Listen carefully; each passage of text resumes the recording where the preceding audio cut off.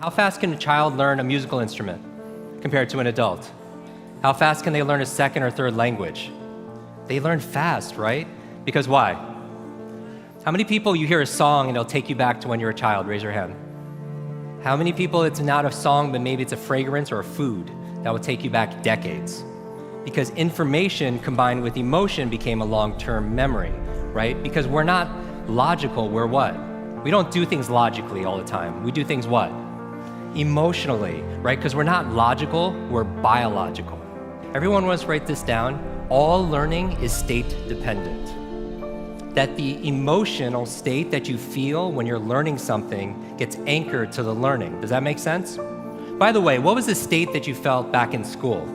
Bored, and the other half of the class is like confused, right? Now, on a scale of 0 to 10, what's boredom? 0. Anything times 0 becomes what?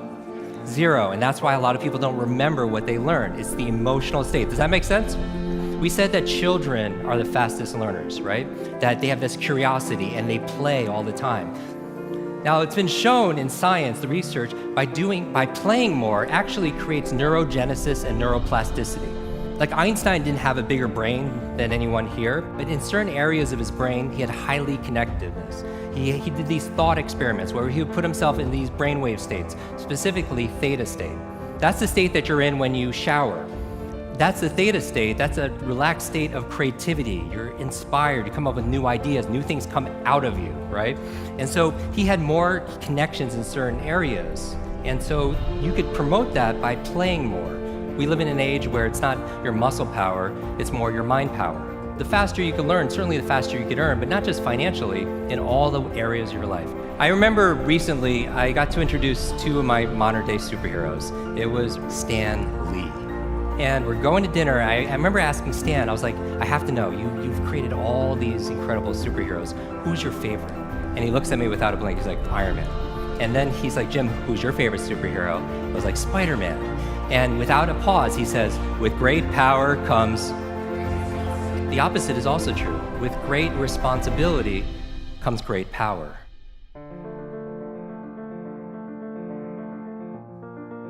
When you take responsibility for something, you have great power to what? To change things, to transform things, to make things better. You want to build a physical muscle, you give it what? Nutrition. Same thing with your mental muscles. Information combined with emotion becomes a long-term memory, right? The state that you learn something in, the mood and the feelings that you learn something in gets attached to what you want to learn. I'm going to give you 6 keys to learn anything faster. You can write these down. I want you to remember, be fast. Be fast. 6 keys to learn any subject or skill faster. So the B in be fast stands for believe. Because if you believe you can or believe you can't, either way, what? Either way, you're right. All behavior is belief driven. How many people here talking about memory? Because memory, forgetting is a state. A lot of people say, oh, I have a bad memory, right? They always think I have memory, or I have focus, or I don't have focus, or I have creativity, I don't have creativity. I want you to scrap that. Creativity is not something you have, it's something you do. Memory is not something you have, it's something you do. There's no such thing as a good or bad memory. There's just a trained memory and an untrained memory. Your brain is like a supercomputer, and your self-talk is a program it will run. So if you tell yourself you're not good at remembering names, you will not remember the name of the next person you meet because you programmed your supercomputer not to. Your mind is always eavesdropping on your self-talk. And so the challenge here is this: too much information, too little time. The amount of information is doubling at dizzying speed, but how we learn it, how we remember it, has that changed at all? Your brain cycles through different brain waves. Beta is when you're most awake, delta is when you're asleep, theta is right above delta. That's the state of creativity we talked about. Like in between theta and beta, when you're most awake, is a state called alpha. Right? It's a state you go in when you meditate, state you go into when you do deep breathing, state you're also in when you watch television. Alpha state is a great state to learn in though. So how do you keep your brain active? So smart devices could be extremely convenient.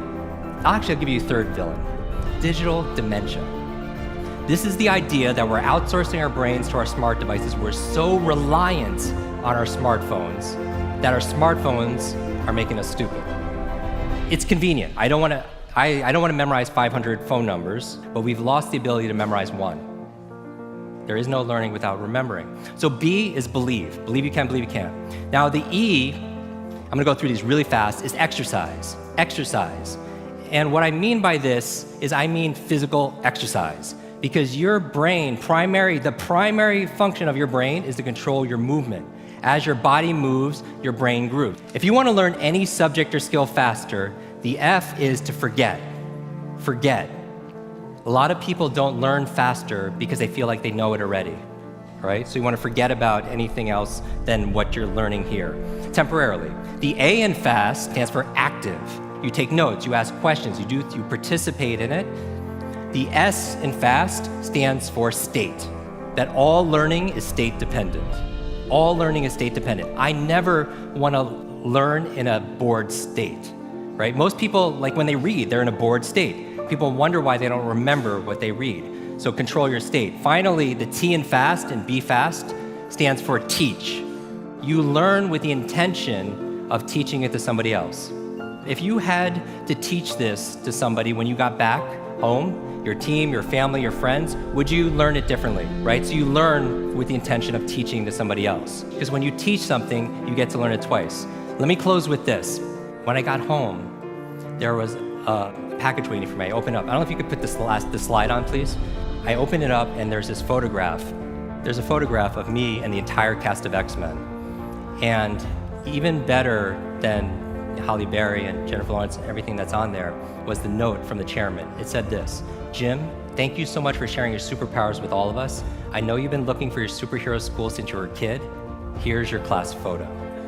So my question for you is this: if you could go back to that child inside of you, that younger self, and right now tell them something that they need to hear, what would that be? And if you were to go in the future, 1 year, 2 years, 5 years, 10 years ahead in the future, I believe you have wisdom inside of you. I believe you have greatness inside of you. If you were to project 10 years ahead of time and look back on this day right now, what does your current self need to hear from your future self? I have a quote that I get quoted on more than anything else. It talks about an egg and stress, that your egg is like your life, that if an egg is broken by an outside force, life ends. But if it's broken by an inside force, life begins. And all great things begin on the inside. Thank you very much.